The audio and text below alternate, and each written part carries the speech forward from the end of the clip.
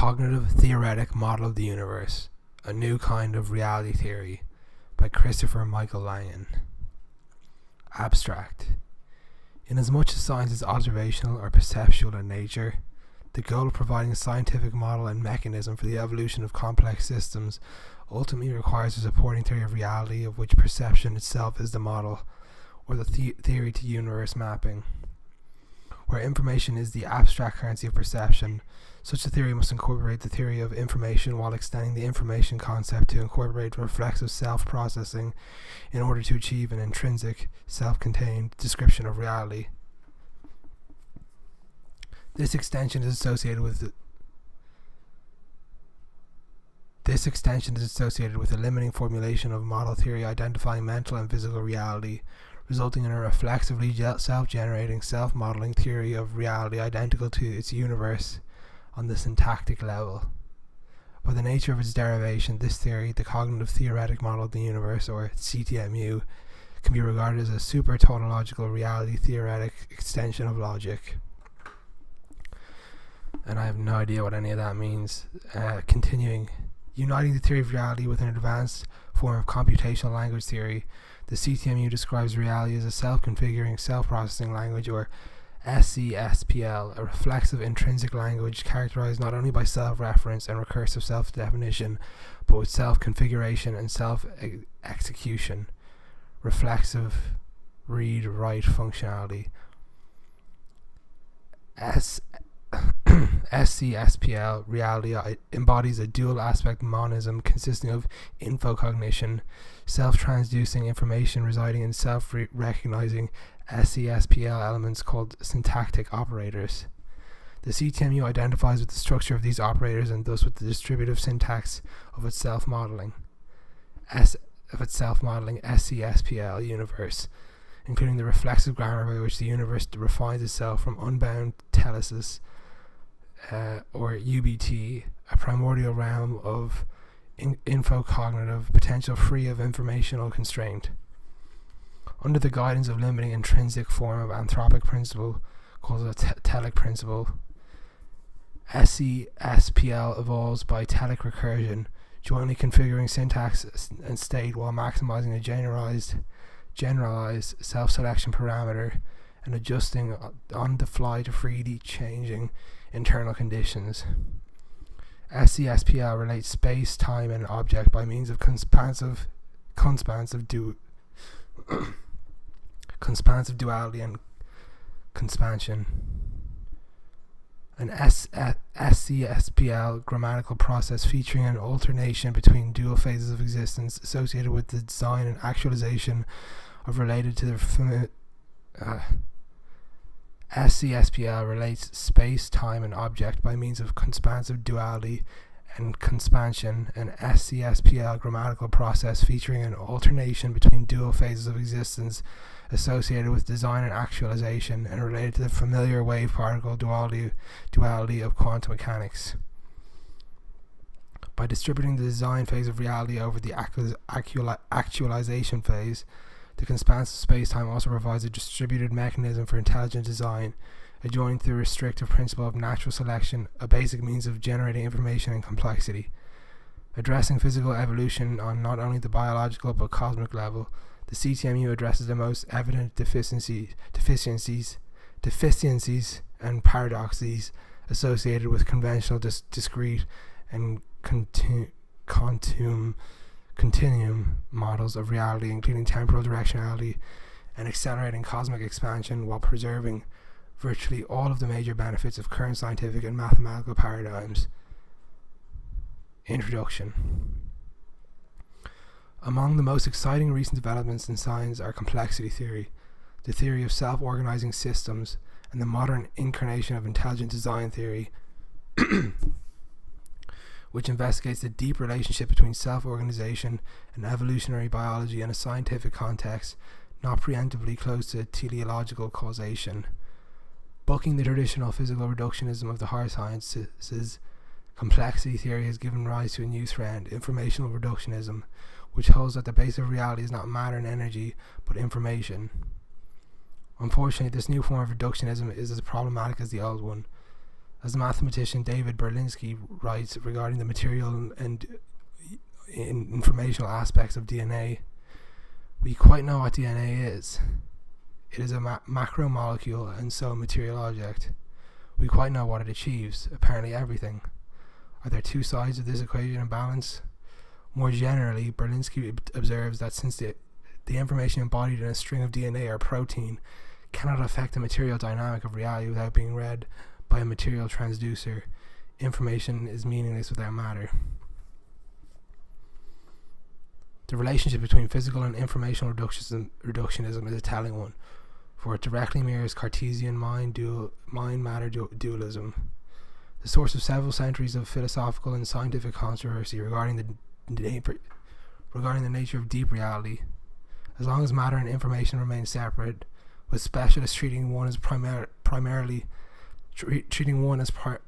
while tacitly relegating the other to secondary status, dualism remains in effect. To this extent, history is merely repeating itself. Where mind and matter once vied with each other over primary status, concrete matter now vies with abstract information, abstractly representing matter and its extended relationships. But while the formal abstractness and concrete descriptiveness of information seem to make it a worthy compromise between mind and matter, Berlinski's comment demonstrated its inadequacy as a conceptual substitute. What is now required is thus what has been required all along: a conceptual framework in which the relationship between mind and matter, cognition and information is made explicit. This framework must not only permit the completion of a gradual ongoing dissolution of the Cartesian mind-matter divider, but the construction of a footworthy logical bridge across the resulting explanatory gap.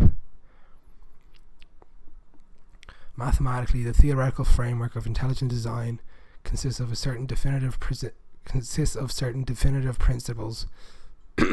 governing the application of complexity and probability in the analysis of two key attributes of evolutionary phenomena: irreducible complexity and specified complexity. On one hand, because the mathematics of probability must be causally interpreted to be scientifically meaningful, and because probabilities are therefore expressed relativized to specific causal scenarios, it is difficult to assign direct, definite probabilities to evolutionary states in any model not supporting the detailed reconstruction and analysis of specific causal pathways. On the other hand, positing the absolute improbability of an evolutionary state ultimately entails the specification of an absolute intrinsic global model with respect to which absolute probabilistic deviations can be determined. A little reflection suffices to inform us of some of its properties. It must be rationally derivable from a priori principles and essentially tautological in nature. It must be on some level identified with matter and information, and it must eliminate the explanatory gap between the mental and physical aspects of reality. Furthermore, in keeping with the name of that to be modeled, it must meaningfully incorporate the intelligence and design concepts describing the universe as an intelligently self-designed, self-organizing system. How is this to be done? In a word, with a language. This does not mean merely that language should be used as a tool to analyze reality, for this has been done countless times with varying degrees of success. Nor does it mean that reality should be regarded as a machine language running in some kind of vast computer. It means using language as a mathematical paradigm unto itself.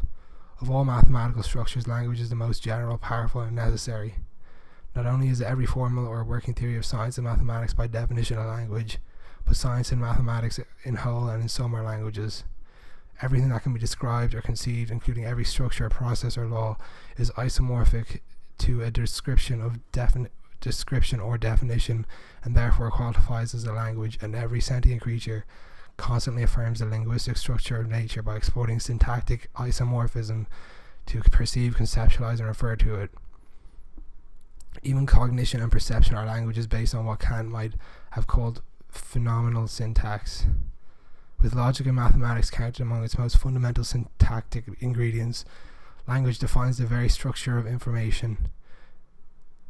This is more than an empirical truth, it is a rational and scientific necessity. Of particular interest to natural scientists is the fact that the laws of nature are language.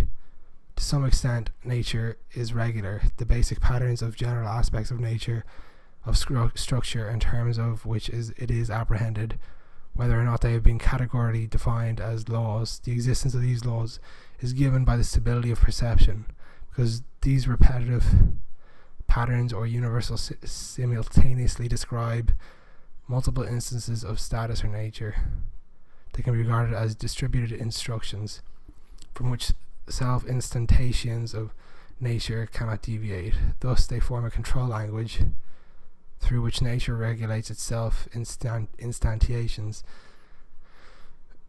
This control language is not of the usual kind, for it is somehow built into the very fabric of reality and seems to override the known limitations of formal systems. Moreover, it is profoundly reflexive and self-contained with respect to configuration, execution, and read-write operations. Only the few and the daring have been willing to consider how this might work, to ask where in reality the laws might reside, how they might be expressed and implemented, why and how they came to be, and how their consistency and universality are maintained. Although these questions are clearly of great scientific interest, science alone is illogically inadequate to answer them. A new explanatory framework is required. This paper describes what the author considers to be the most promising framework in the simplest and most direct terms possible.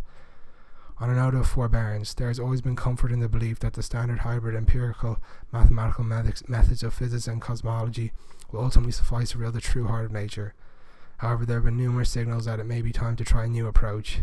With true believers undaunted by the mathematically factual explanatory limitations of the old methods, we must of course empathize. It is hard to question one's prior investments when one's already invested all the faith that one has. But science and philosophy do not progress by regarding their past investments as ends in themselves. The object is always to preserve that which is valuable in the old methods while joining new methods that refine their meaning and extend their horizons. The new approach that we will be exploring in this paper, which might be colourfully rendered as reality theory is wedded to language theory, and they beget a synthesis, has the advantage that it leaves the current picture of reality virtually intact.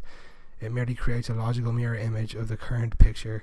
Its expansive dual merges the symmetric halves of the resulting picture and attempts to extract meaningful implications. Science, as we now know it, is thereby changed little, but in return for what may, if fate smiles upon us, turn out to be the vast gains in depth, significance, and explanatory power. And on that note, I thank you for your kind attention and wish you a fruitful journey.